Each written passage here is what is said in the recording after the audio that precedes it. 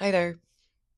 I just did the whole thing and I realized that I didn't press I I am so upset. I did the whole thing just now and I said goodbye and then I realized, oh, I wasn't filming at all. So here we go again. Welcome back. My apologies that the March book club picks are a little late. You might have been having trouble with, everyday life as well. I, for one, am really struggling just doing my day to day things. I filmed this right after we had the raffle at the beginning of the month, the first Sunday of the month, and the entire footage just doesn't want to be edited. I don't know why, but here we go again. For March, we have pulled two books as usual, and I will be reading both. And I really hope that someone will join me. Anyone? Let's see. We have Fairy Tale by Raymond A. Feist and The Tetris Effect by Dan Eckerman. One is a paranormal horror, urban urban horror? No, urban fantasy. The other one is a nonfiction book. Let's start with a fairy tale. Um, I am going to read what the story graph has to say about it because for some reason the Goodreads thingy is really confusing.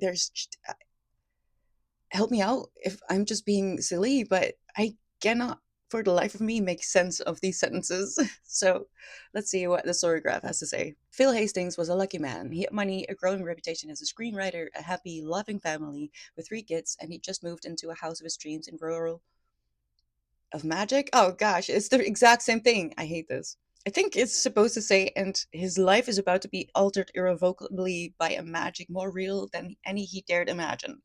For with the magic came the bad thing, and the fairy, and then the ghoul, and the resurrection of a primordial war with the forgotten people, a war that not only the Hastings but the whole human race could lose.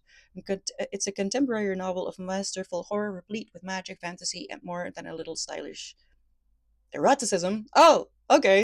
It's for readers who crave slow creep dark fantasy about the terror that seeps through the veil when ancient things wake beneath everyday woods.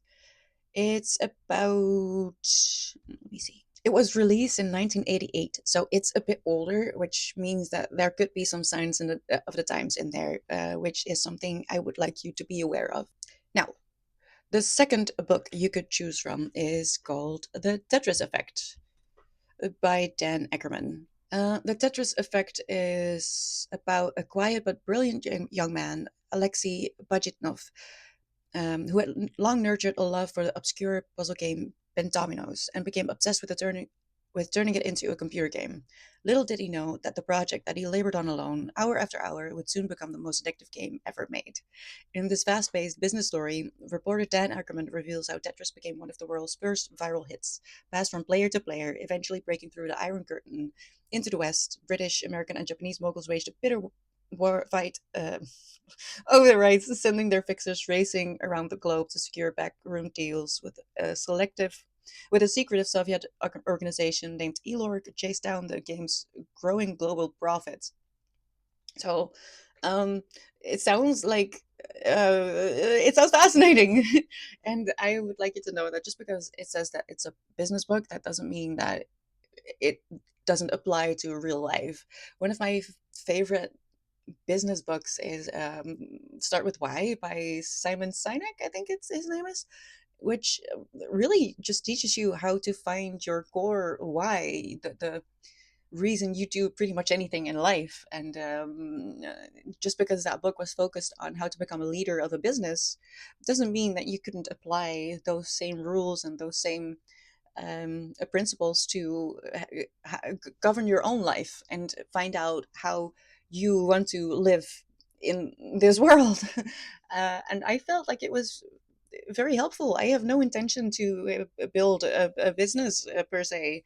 So, but to this day, I feel like the teachings of Start With Why really help me come back to my own principles and morals. So, The Tetris Effect by Dan Ackerman, for one, it seems like we're going to get some history here. But two, just because it's a business book, that it's marketed towards business, doesn't mean that the rest of us who are not interested in or don't have a business can't learn from it.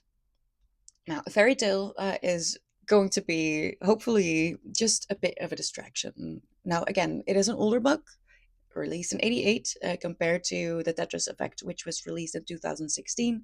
So keep that in mind. When something was released, even if it was reasonably recent, it can influence some of the language used by the author, or just hold some things that we no longer agree with. That shouldn't take away from the story. In fact, it could teach us something about today and open up conversation. So I'm looking forward to both of them. I have decided to read ebooks. I'm trying to order less from certain websites, and because I am really struggling with the state of the world and the response of the world, or the non-response of the world. So I have not had the emotional stability to go into the city at the moment. I live in a very small town. We don't have a bookstore. So I hope in the coming month I can go to the city and, find the courage to put myself between humans. But for now, I've decided to read the ebooks, and I'm looking forward to them. Are you going to join this month? If so, which one are you going to read? I read both of them, just so you know, so I can talk to you if you decide to read either of them. Let me know what you think if you've already read them, and I hope to see you in the next one.